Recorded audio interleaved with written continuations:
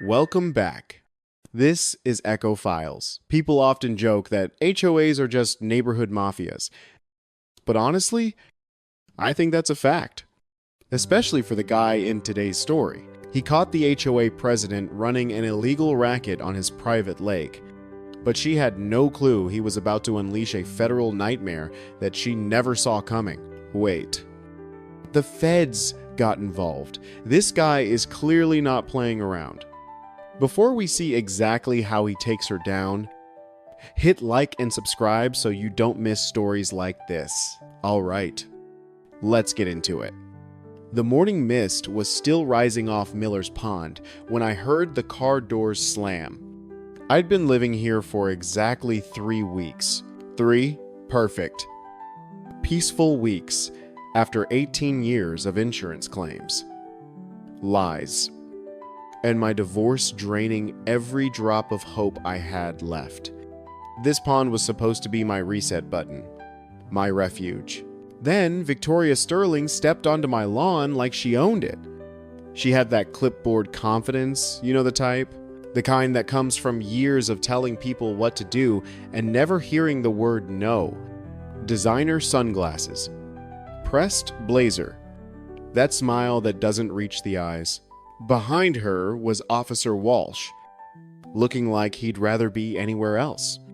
Officer, that man is trespassing on community property. Victoria announced, pointing at me like I was some vagrant. I was standing barefoot in my own yard. I looked down at my feet on the dewy grass, then back at Walsh, trying to process what the hell was happening. Officer, I'm standing in my own yard, I said slowly, gesturing to the house behind me with my name on the mailbox. Bennett. Victoria didn't wait for Walsh to respond. She flipped open her binder and shoved a highlighted page toward him like she was presenting evidence in court. The pond is listed as a community amenity managed by the association, she said. Calm and practiced. Too calm. Something about that tone set off alarms in my head. I'd heard it before back when I investigated insurance fraud. That voice people use when they're selling you a lie wrapped in paperwork? Ma'am, I said, keeping my voice steady. Can I see some identification and documentation of your authority here? Her smile tightened. Just a flicker? A micro-expression I'd learned to watch for during years of catching people in lies.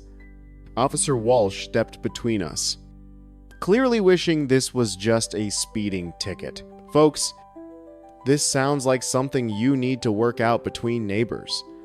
I was already walking toward my house to get my deed. The property documents were still in the moving box marked important papers. I rifled through the folder, my hands shaking slightly, not from fear, from anger. Then my eyes caught on a phrase I'd glossed over during closing, subject to existing easements and navigation rights established 1891. I'd asked the attorney about it. He'd waved it off as standard historical language, but now it felt important. I walked back outside with the deed in hand. Victoria was studying my property line like a hawk, evaluating prey. Officer Walsh, here's my property description, I said, spreading the deed on the car hood next to her papers. It clearly includes small pond and surrounding area within my boundaries. Victoria didn't even blink. She pointed to her thick stack of HOA covenants. Your deed can say one thing. Mr. Bennett, she said, using that patient, condescending tone. But this community has been running the pond for years. Control is not always the same as a line on paper. I stared at her. Did she really just say that, ma'am? That line on paper is called a deed. It's literally the only thing that matters. Her smile didn't budge. You'll learn how things work here, Marcus. Eventually, she paused. looking me up and down like I was a child who didn't understand basic rules. This isn't Chicago. This is Pine Ridge. And in Pine Ridge, we do things my way. Laugh. Did she really just say that control isn't a line on paper? Honey, that line is called a deed. And it is the law. She's acting like her clipboard overrides property rights. That level of entitlement is wild. But watch out, arrogance like that usually blinds you to the cliff you're about to walk off. I looked more closely at the covenant language she was highlighting. Community pond managed by HOA for the benefit of all residents. The problem, I'd never agreed to any community management, and the previous owner had never mentioned anything about shared pond rights. Officer Walsh was getting impatient. Wait, I said, studying my deed more carefully. What exactly does navigation rights established? 1,891 mean. Victoria's response was immediate. Dismissive. That's just ancient historical language. Mr. Bennett. Completely irrelevant to current community management. She closed her binder with a sharp snap. I don't expect you to understand these things. You're new, but trust me, I've been managing this community for 8 years. I know what I'm doing. But something in her tone made my fraud investigator instincts start buzzing. I'd spent years listening to people explain away inconvenient documents. Victoria's explanation sounded exactly like someone trying to minimize something important. Officer Walsh shrugged. Sir, I'd suggest you folks work this out. But if there's some kind of federal involvement, that's above local jurisdiction. I pulled out my phone and Googled the phrase from my deed. The results weren't clean answers, just trails of legal language about public waters. Historical access. And how some rights don't disappear just because a fence goes up. It was enough to tighten my stomach. Victoria saw what I was reading. Her composure cracked just slightly, like when an insurance claimant realizes their story has a fatal flaw. Officer, I said, screenshotting the results. I think I need to research this federal navigation issue before we go any further. Victoria's voice took on an edge I hadn't heard before. Mr. Bennett, you're making this much more complicated than it needs to be. She stepped closer, lowering her voice so Walsh couldn't hear clearly. I've dealt with difficult homeowners before. They don't tend to stay long in Pine Ridge, if you know what I mean. That wasn't a suggestion. That was a threat. Officer Walsh closed his notepad. Sir, I'd suggest you research whatever you need to research, and hopefully you folks can work this out without involving law enforcement again.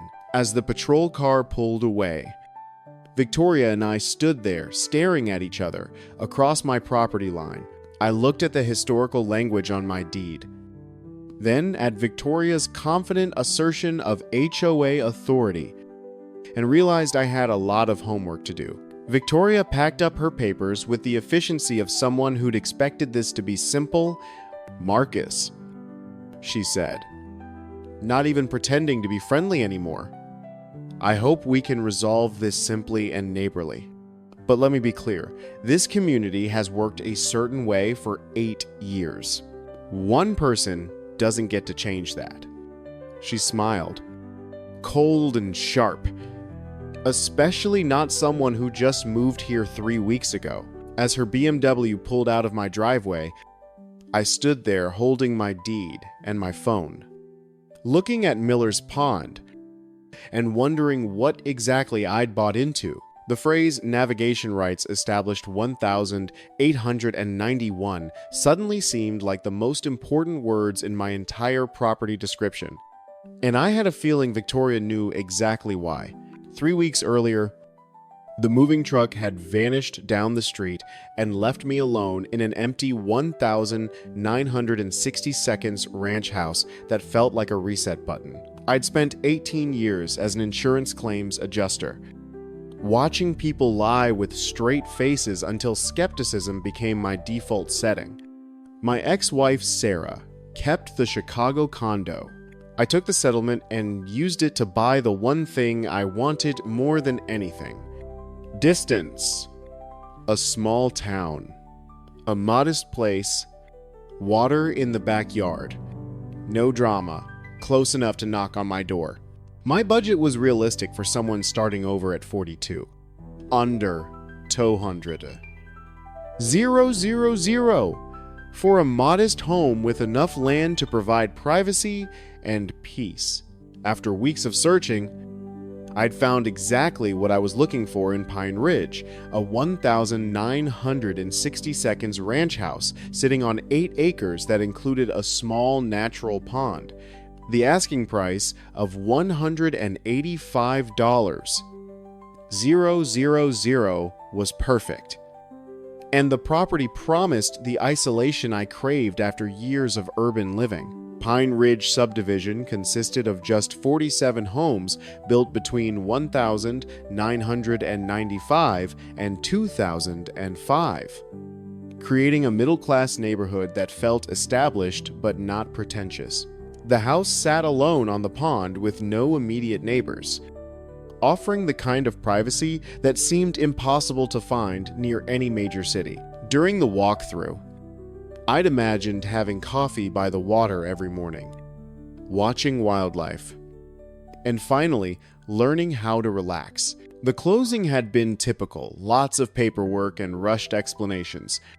The closing attorney had zoomed through the deed, reading like he was trying to catch a flight, when I noticed the phrase subject to existing easements and navigation rights established 1,891, I'd asked what that meant. Standard deed. Clear title. No liens. The attorney had said dismissively, just historical language about when the area was surveyed. No current impact.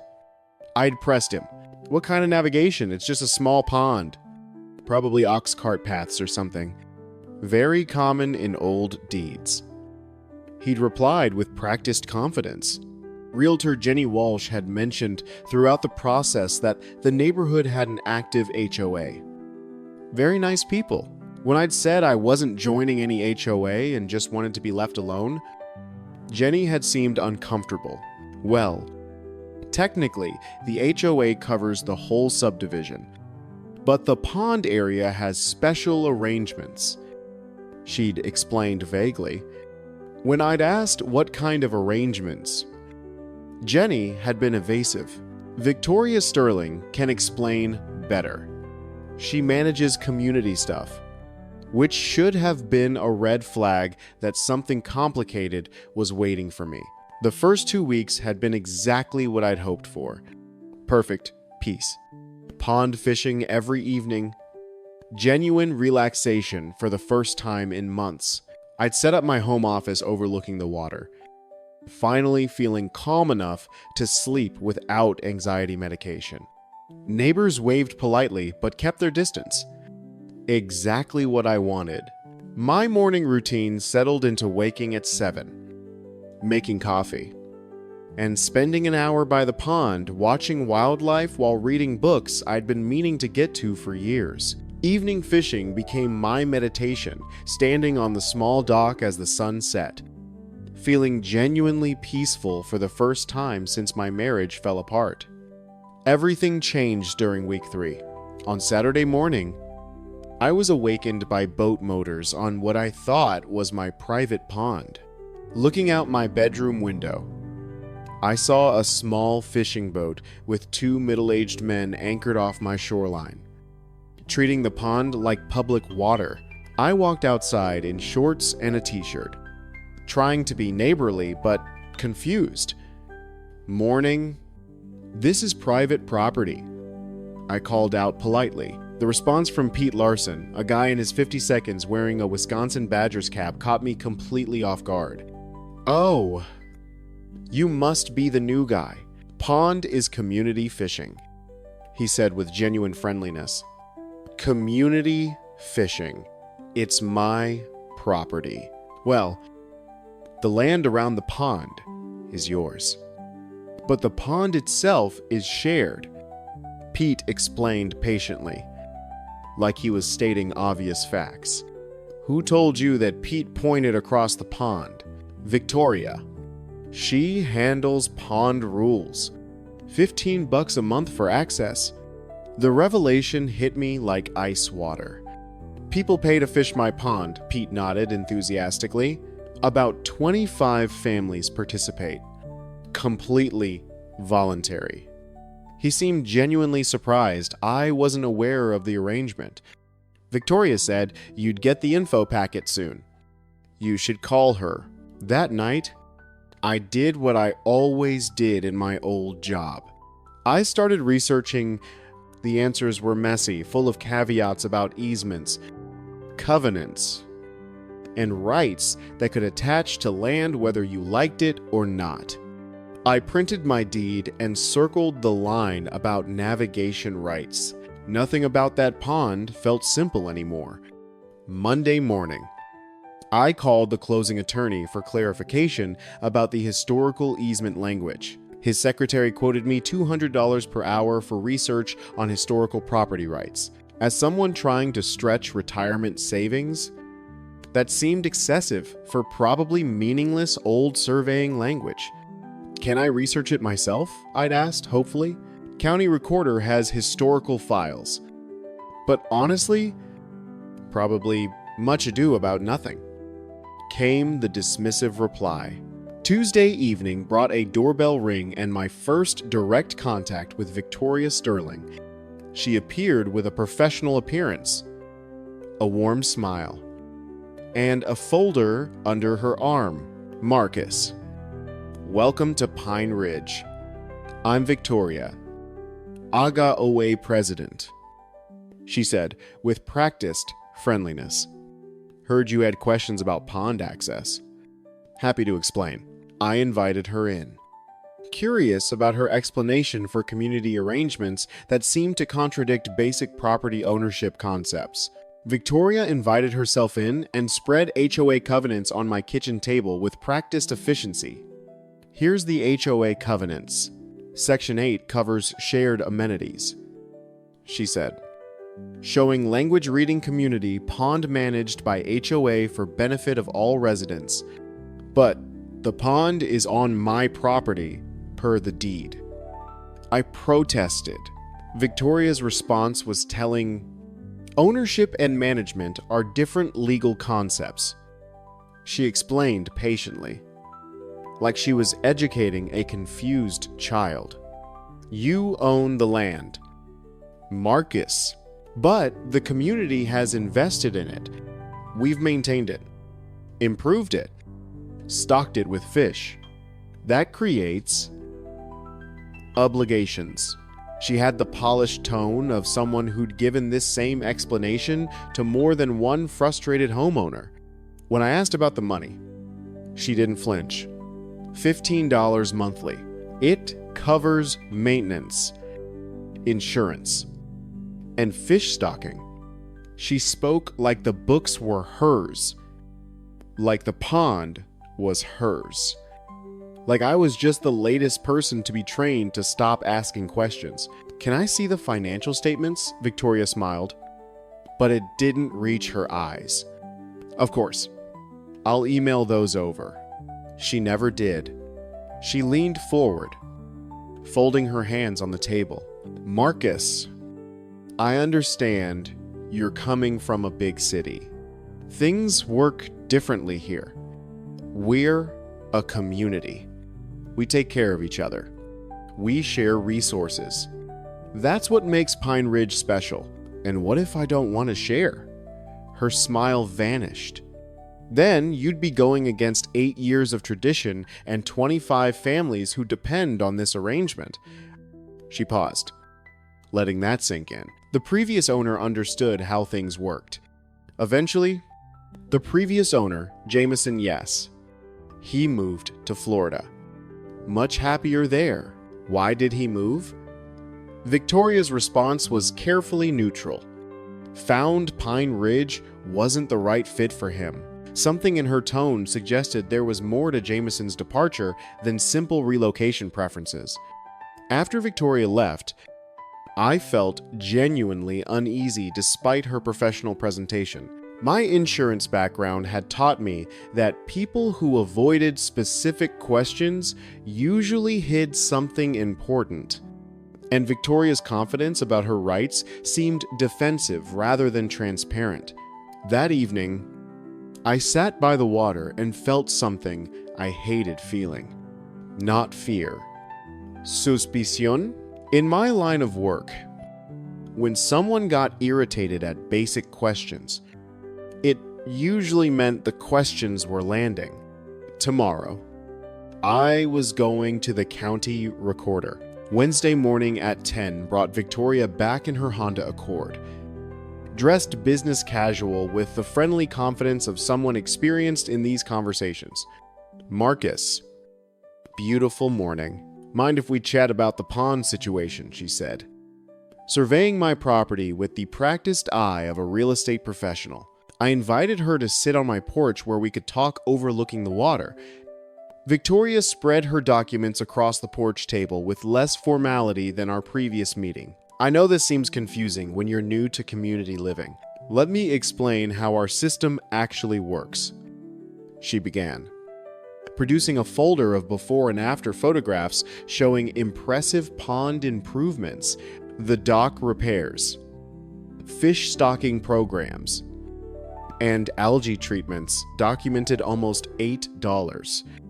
0 inches investment that had transformed Miller's Pond from a neglected farm pond into an attractive recreational amenity. We've invested almost $8,000 in pond improvements over the years. Much better than when Jameson owned it, she explained. How can others legally charge fees for access to my property? Victoria's response revealed a sophisticated understanding of property law nuances. Legally, you own the pond, Marcus, but the community has established investment and historical usage rights that create a beneficial partnership for everyone. She leaned back, confident. It's not about the law, Marcus. It's about what's right. Victoria produced a photocopy of a 2015 agreement allegedly signed by William Jameson.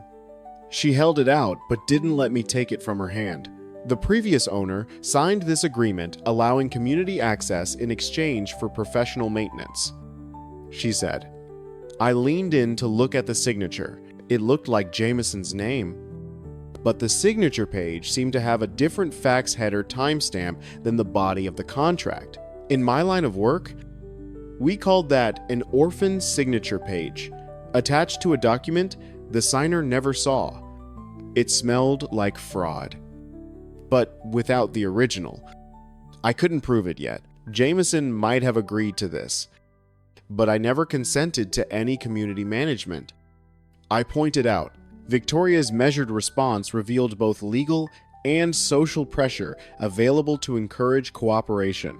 The agreement transfers with the property through HOA covenants that are part of your deed restrictions. She paused. Revoking access would be complicated, legally and socially. What if I revoke access entirely? Victoria's answer was diplomatic but pointed. That would be complicated, with implications that affect community relationships. She let the threat hang in the air. Marcus. 25 families depend on pond access. Kids learn fishing here. Your house value benefits from community maintenance. It's a win-win situation. She smiled, but her eyes were cold. Unless you want to be the person who takes that away from children. The manipulation was obvious and effective. What if I refuse to pay the fees? Victoria's response revealed financial consequences. We'd hate to lose maintenance funding. Pond conditions would decline without professional care. The implication was clear. And honestly, Marcus, people talk, they'd know why the pond went to hell. After Victoria left, My next-door neighbor, Roy Schmidt, appeared with casual timing that suggested he'd been waiting for our meeting to conclude. Roy was a retired teacher in his 60 seconds, with the straightforward manner of someone who'd observed community dynamics for years. "Saw Victoria here earlier? Hope everything's okay," he said, with genuine neighborly concern. When I explained my confusion about pond access arrangements, Roy provided perspective. "Oh, that situation. Yeah, it's a bit complicated. But Victoria handles everything fairly and keeps costs reasonable." Roy's appreciation for community benefits was obvious. "My grandkids love fishing there. Victoria stocks trout every spring." However, his description of the previous owner provided a warning. Previous guy Jameson was difficult about the arrangement, always complaining about people on his property, made everyone uncomfortable. Roy's tone was friendly, but the message was clear. "Look, Marcus, Victoria has been a real estate agent here for 15 years. Knows everyone. Pine Ridge is a tight community where people help people," he explained. Jameson never understood that, always thinking about property rights instead of neighbors.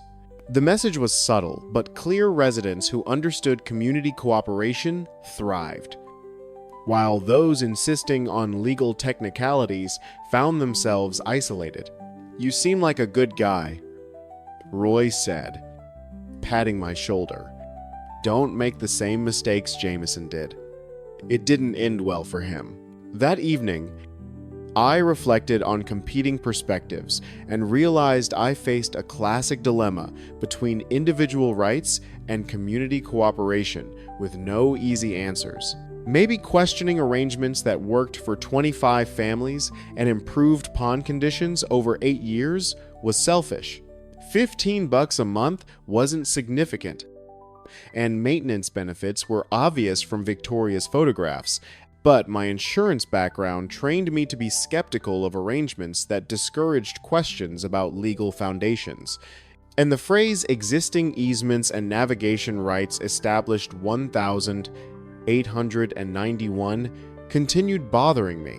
Legitimate authorities should welcome investigation rather than dismissing historical language as irrelevant technicalities. Thursday morning at the county recorder's office revealed fascinating but confusing legal history spanning over a century of changing property rights.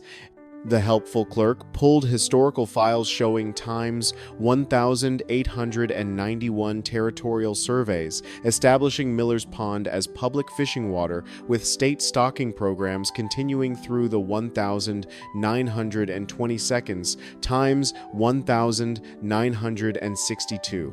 Property division documents showing the pond within private boundaries, Time's 1,995. Subdivision plat designating it a private retention pond. Which document takes precedence? I asked. The clerk's honest response was unhelpful. Probably need a lawyer specializing in historical property rights. It's a very confusing situation. The clerk frowned as she looked at the conflicting dates on the microfiche. She tapped the screen with a pencil eraser. You're the first person to pull these specific subdivision maps in a decade. Usually, people just look at the current plat and move on. She shook her head.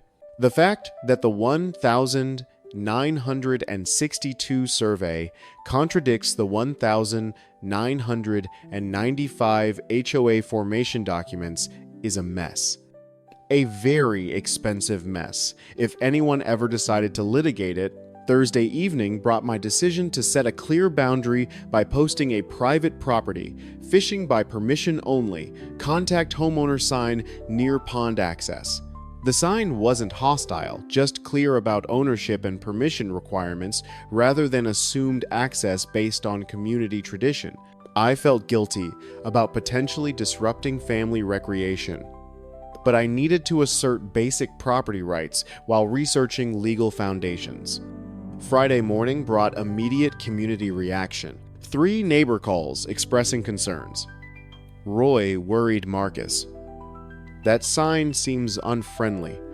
People have been fishing here for 8 years. Sarah Wilson, a nurse, was direct. My kids are asking why the pond's suddenly off limits. Jim Walsh, a plumber, delivered a subtle warning. Victoria said, "You might need time to adjust. Community's here for you." The neighborhood pressure made me realize Victoria had framed potential resistance as individual selfishness, threatening community welfare. I felt collective social expectations, encouraging compliance with established norms rather than independent decision-making about property usage. That evening, I drove a metal post into the mud by the usual access point and tightened the bolts on my sign. Private property. Fishing by permission only. It wasn't an insult. It was a boundary, and I needed it in writing because clearly words weren't working. Saturday morning at 7 a.m. brought voices and splashing outside. I woke to find 6 people fishing from my shoreline without permission.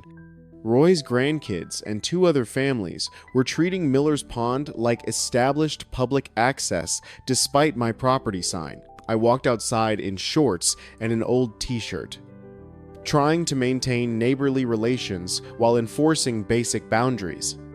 Morning.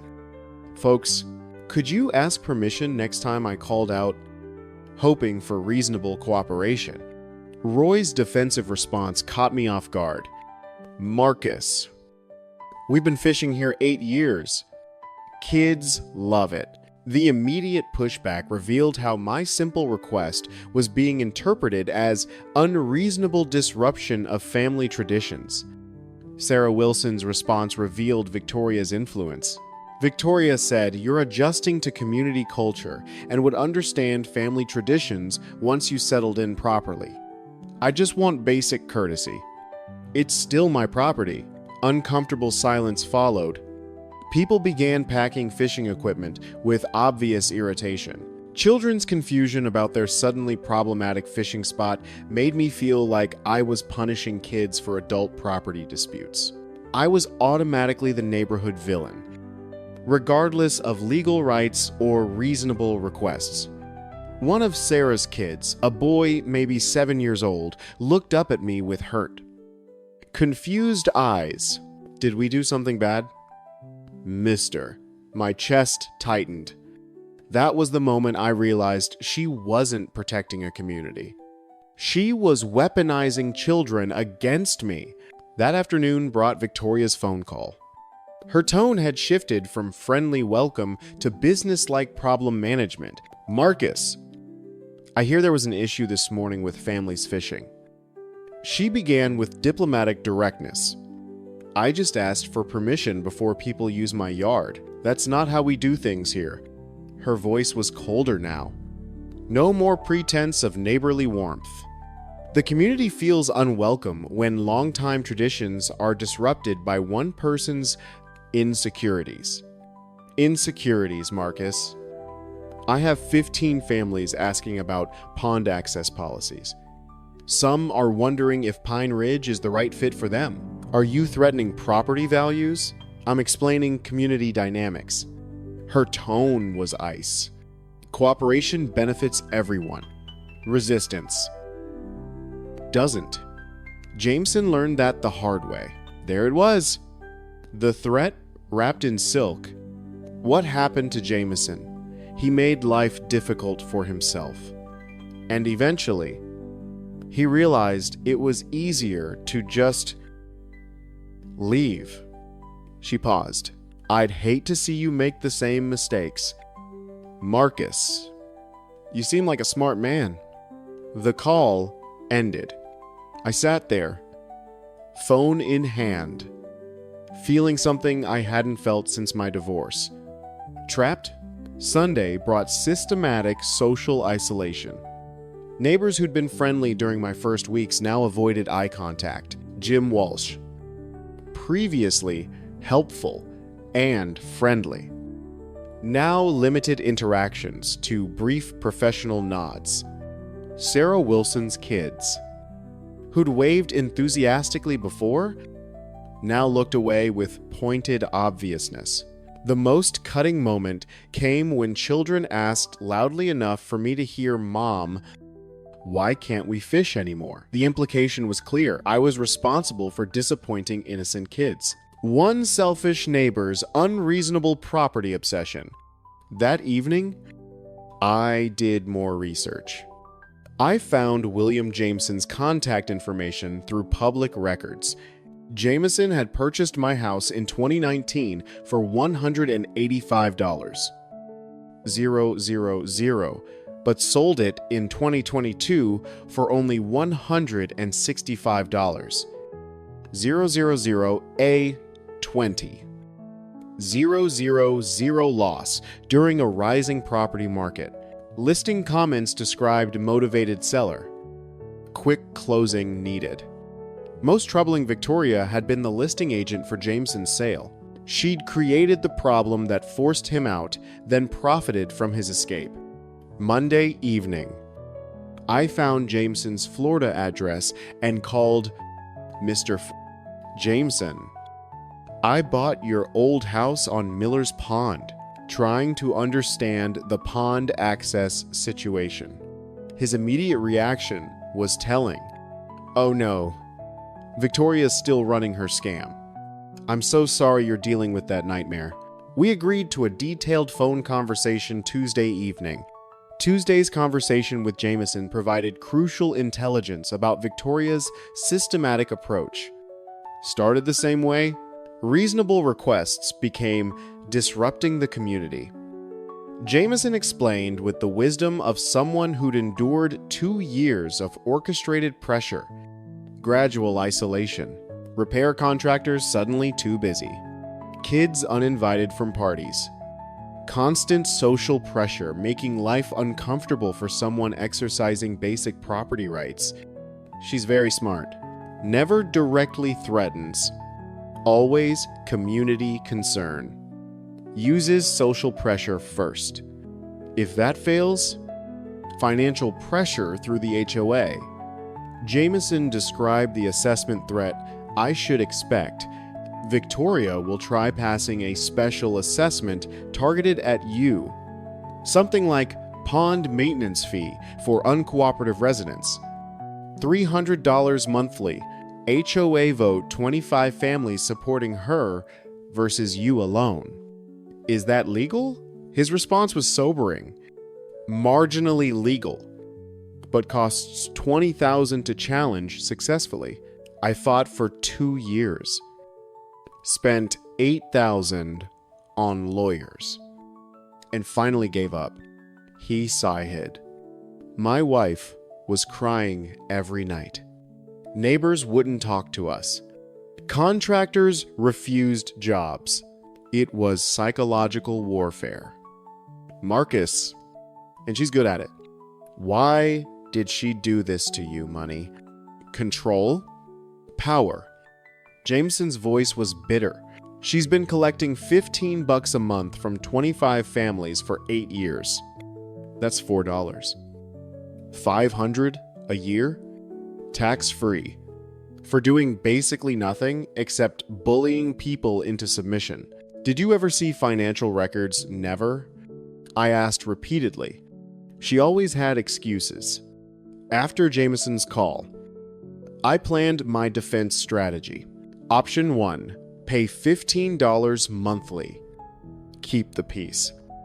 But enable Victoria's system. Option 2, fight expensive court battles with uncertain outcomes. Option 3, find leverage by researching those navigation rights everyone dismissed as meaningless. I chose Option 3. Tuesday at the university library revealed fascinating information nobody had researched when Victoria's system was established. Asterisk 1891. Minnesota territorial surveys noted Miller's Pond as public fishing waters times 1,920 seconds. State records showed Miller's Pond managed as a public resource times 1,962. Private development made the pond a private retention pond. Key question: were original public rights ever officially revoked? The law librarian provided crucial guidance. If historical public access was never formally terminated, it could still exist.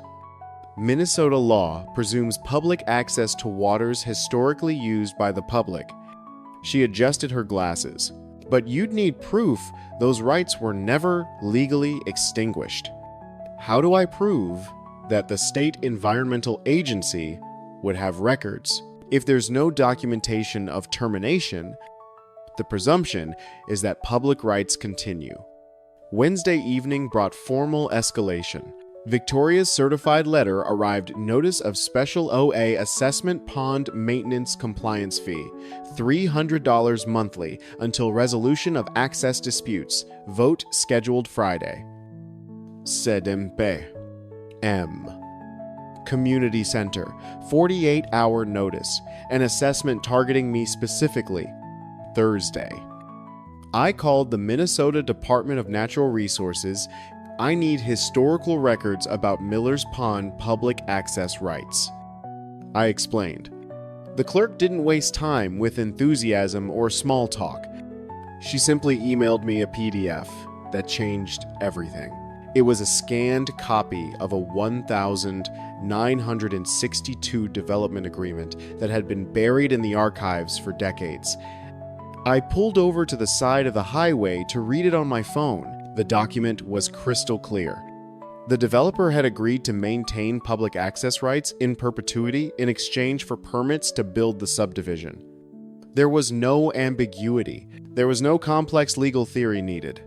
I sat in my idling truck and read the paragraph twice, just to be sure. The state had never relinquished control. Miller's Pond was not private property or community property. It was public water, and charging fees for access to public water wasn't just a violation of HOA rules, it was a violation of state law. The 1,891 territorial survey had clearly established public fishing rights, while 1,922 state fish stocking programs had reinforced Miller's Pond's status as managed public resource. The critical discovery came in the 1962 private development agreement that allowed residential construction around Miller's Pond while preserving certain public rights. Private development permitted subject to continued public fishing access.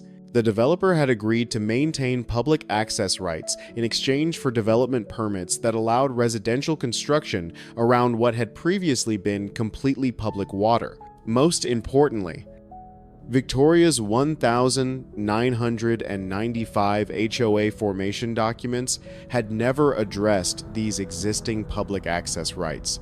Her entire fee collection system might be operating in violation of legally binding agreements that predated her authority by decades. Technically, public access rights may still be valid under both the original territorial survey and the development agreement. The DNR clerk explained, if public access still exists legally, then the HOA cannot charge fees for exercising a public right. Regardless of community support or property owner agreements, how much would it cost to get a legal opinion on this?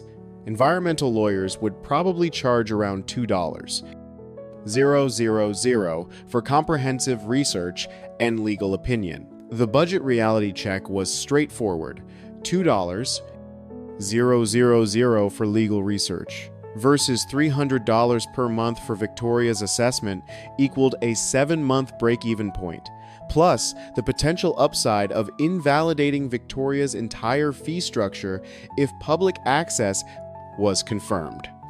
Friday morning brought my consultation with environmental attorney Susan Walsh, whose reputation for historical water rights cases made her the obvious choice. Walsh reviewed the DNR documents with focused attention.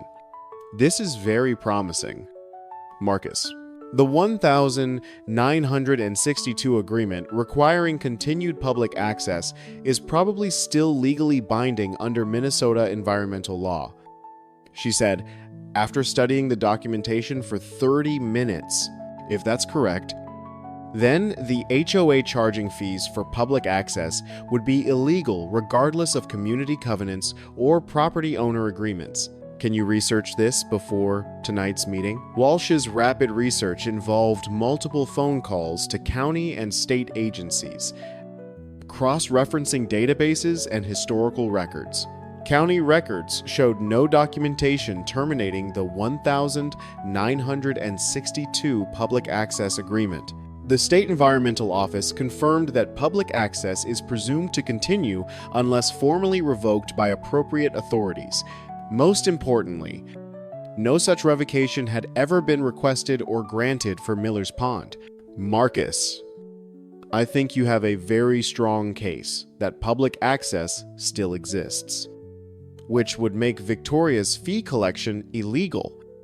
Walsh concluded the legal strategy she recommended was sophisticated. Present this as a legal uncertainty that needs professional clarification rather than definitive proof that Victoria is wrong. She explained, communities generally want to avoid legal liability. Even the possibility of a legal fee collection will make reasonable people hesitate before approving assessments. You don't need to prove Victoria is operating illegally tonight, Walsh emphasized. You just need to create enough legal uncertainty that people want professional answers before voting to charge you $300 monthly. That afternoon, I called Roy Schmidt to share the preliminary findings. Roy, I found historical documents suggesting Miller's Pond may have public access rights that were never terminated. Roy's immediate interest was encouraging. Public access. What would that mean for our monthly fees? It would mean no one could legally charge fees for something that's already a public right. Roy's reaction exceeded my expectations. You mean we've been paying $15 a month for something that's already public? He was quiet for a moment. I'll mention this to Jim Walsh. He definitely won't appreciate paying illegal fees if that's what they turn out to be. At 5 that afternoon, my phone buzzed. An email from Victoria, sent to half the neighborhood. Subject line, please do not be misled by misinformation. Please do not be misled by misinformation about public access. Our community has an established system that protects property values and family traditions. Speculation creates confusion, and confusion hurts everyone. I called Roy. Did you get Victoria's email? Yeah. Roy sounded uncomfortable. She called me too. Said you were spreading false information to avoid paying your fair share. Roy, I'm just sharing historical documents with neighbors who might be affected by legal uncertainties. She said those documents are meaningless, legal technicalities that don't affect current community traditions. Victoria's counter-strategy was becoming apparent, reframed tonight's vote as community cooperation versus disruptive technicalities. Tonight's vote is about community cooperation, not legal technicalities. Victoria had told Roy, people want stable, predictable pond management that maintains property values and family recreation. Her warning was clear. Legal challenges would be framed as harming the entire community. Legal confusion will destroy property values for everyone. She'd warned Roy. Evening preparation focused on creating a simple presentation, requesting delayed voting for legal review. The strategy present historical public access as a question requiring professional legal opinion rather than amateur interpretation. My supporting argument, HOA, shouldn't risk charging potentially illegal fees without proper legal research confirming their authority.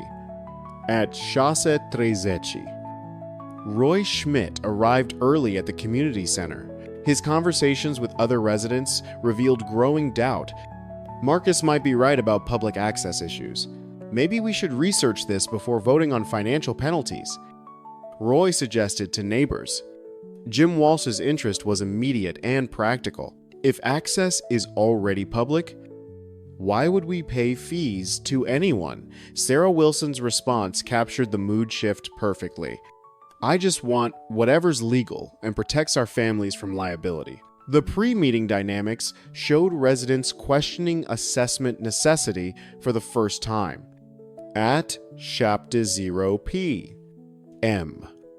28 residents packed the community center for what everyone expected would be a routine vote. Victoria opened the meeting with her standard presentation. Tonight we vote on a pond maintenance assessment that ensures continued community access and stable property values. Her agenda called for 10 minutes of discussion followed by immediate voting, but I requested permission to address legal questions before any financial decisions were made. Before voting, we need to address legal uncertainty I've discovered about pond access rights. I said, showing copies of DNR documents. Historical records suggest Miller's Pond may have public access rights that would make HOA fees illegal. Community reaction was immediate and practical. Jim Walsh asked the obvious question. Public access, what does that mean for us? It means fees would be unnecessary because access is already a public right. Victoria's defensive response revealed her unpreparedness for legal scrutiny. That's ancient history irrelevant to current management systems. Roy's practical concern reflected community mood, but if fees are illegal, we could be liable for paying them. I tried to continue, but Victoria had already seized control of the room. She stood up and slammed her hand on the podium. We cannot let one man and his internet conspiracy theories destroy our property values, she declared. Her voice wasn't diplomatic anymore. It was sharp and dangerous. Marcus moved here 3 weeks ago. 3 weeks. And he thinks he knows better than 25 families who've built this community over 8 years. She pointed at me. Her face flushed. This is what happens when outsiders come in and try to disrupt what works. They bring their big city entitlement and their legal mumbo-jumbo. And they don't care who gets hurt. Sarah Wilson looked uncomfortable. Victoria. Maybe we should just... No. Victoria cut her off. We're not letting him hold our community hostage with threats and technicalities. She looked around the room. Who here has kids who've learned to fish at Miller's Pond? Hands went up. Who here has enjoyed weekend barbecues by the water? More hands. And now Marcus wants to take that away because of some document from 1891. She laughed bitterly. He doesn't care about this community. He cares about being difficult. She called for an immediate vote on the special assessment before I could finish presenting the state documents. All in favor of the pond maintenance assessment, hands went up. Not all of them, but enough. Roy looked at the floor as he raised his hand. Sarah Wilson hesitated, but eventually voted with the majority. Fear was a powerful motivator, and Victoria knew exactly how to use it.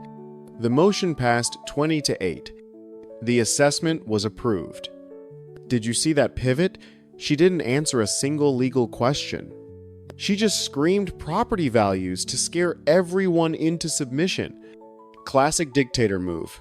When you can't win with facts, you win with fear. She thinks she just won the war.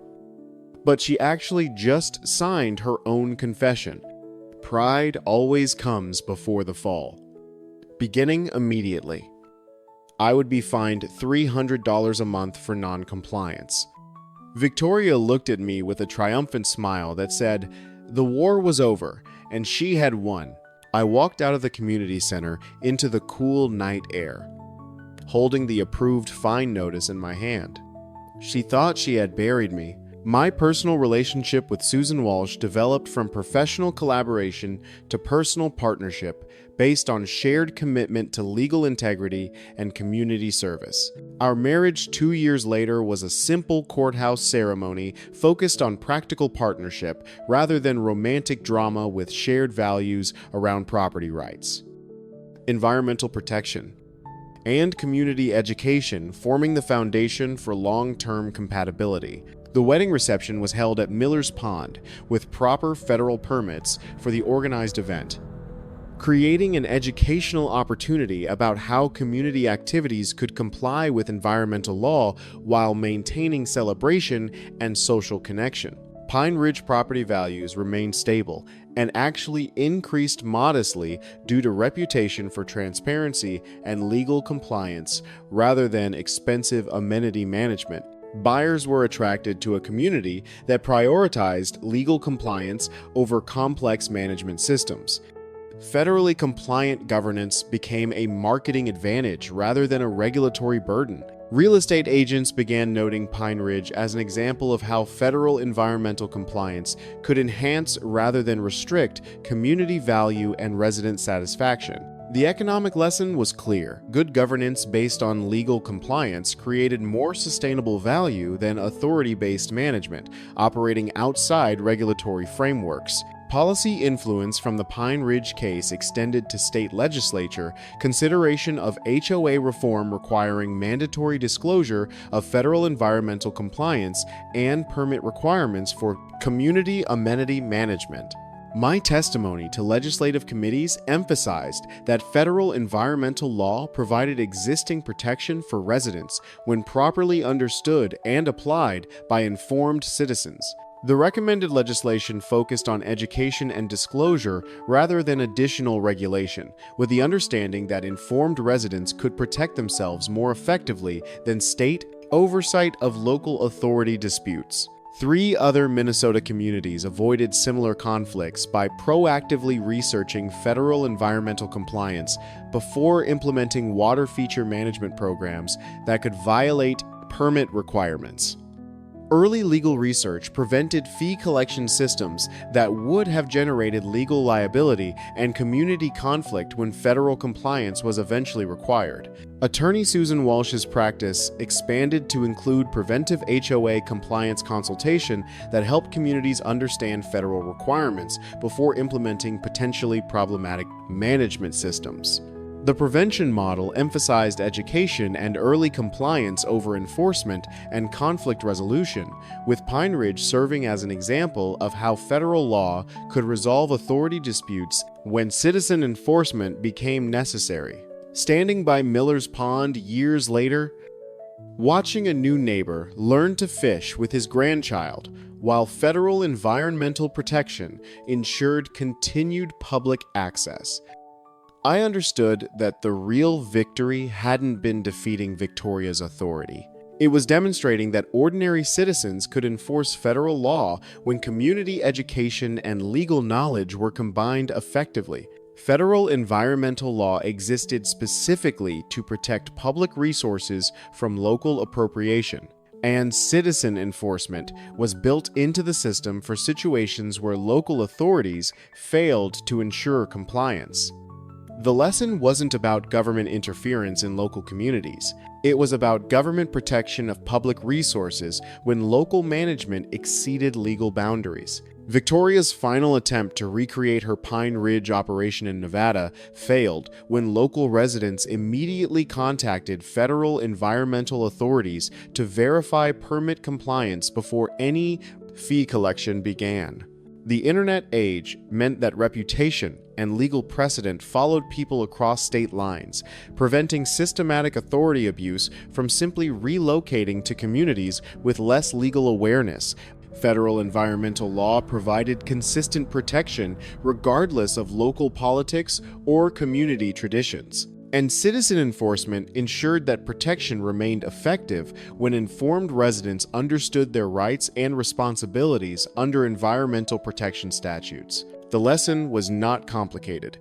Authority collapses the second people stop taking it on faith. Once the community understood the rules, the pond stayed open. The fees stopped, and nobody had to live under one person's clipboard ever again, and that's officially the end. Be honest, how satisfying was it to watch her realize she wasn't running a neighborhood, she was actually running a federal crime scene? It really proves that knowledge is the ultimate weapon against bullies. She banked on him being ignorant, and it cost her everything. Quick question, was calling the feds too harsh? Or exactly what she deserved? I say deserved. Catch you next time. Thanks again for watching. Before you scroll away, leave a comment. Your voice adds so much to the stories we tell on HOA Unfolded.